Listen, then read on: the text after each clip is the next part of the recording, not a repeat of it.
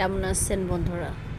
দেখতেই পাচ্ছেন আমাদের এখানে রাস্তার পাশে একটা খাল, কিন্তু কয়দিন ধরে প্রচণ্ড বৃষ্টি হচ্ছে। বৃষ্টির কারণে খালের ভিতরে পানিটা কতটা জমে গেছে এবং রাস্তার বিভিন্ন জায়গায় ডেবে গেছে, ডেবে পানি জমে গেছে।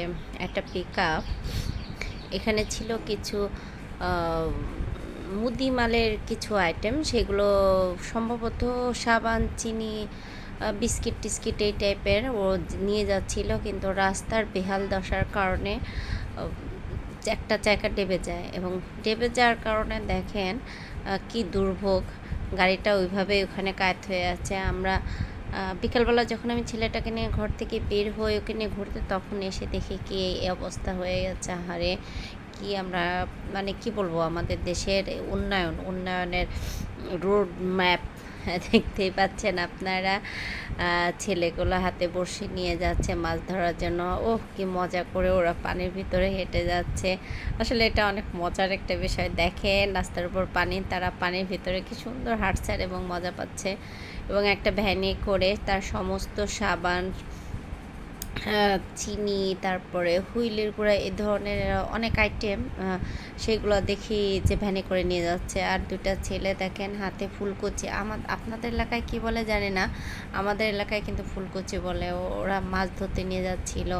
এবং দেখেন এই যে মানে ভিমবারের সাথে ফ্রি দেয় ডিশগুলা, কার্টুনগুলো ভিজে গেছে, সেই ফ্রি কার্টুনে মানে ডিশের মধ্যে করে করে ওরা সাবান, সম্ভবত সাবান, হ্যাঁ সাবানই, ওরা ডিশে করে করে ভ্যানে তুলতেছে এবং এইখান থেকে পিকআপটাকে খালি করতেছে।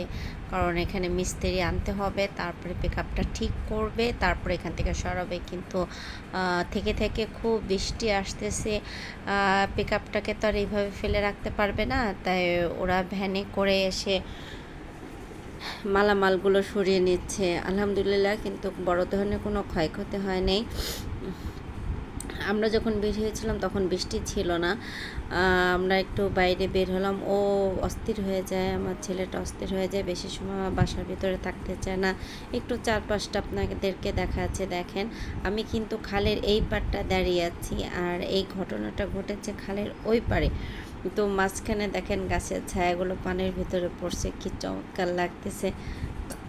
আসলে কি, আপনারা যাই দেখেন না কেন, আমরা দূরেই করি, বৃষ্টির পরে পরিবেশটা আসলে এতটাই ফ্রেশ হয়ে যায় যে দেখতে সুন্দর লাগে প্রত্যেকটা জিনিস। আহারে ওরা কতটাই কষ্ট করতেছে দেখেন ভ্যানে করে রাস্তার ভিতরে। আপনাদের যদি খুব কাছ থেকে আমি দেখাইতে পারতাম যে রাস্তায় দেখেন দেখেন যখন মালগুলো সরাচ্ছিল কীভাবে একটা একটা করে সাবান নিচে পড়ে যাচ্ছে। ওদের আর কষ্টের শেষ নাই। যে মালিকেরও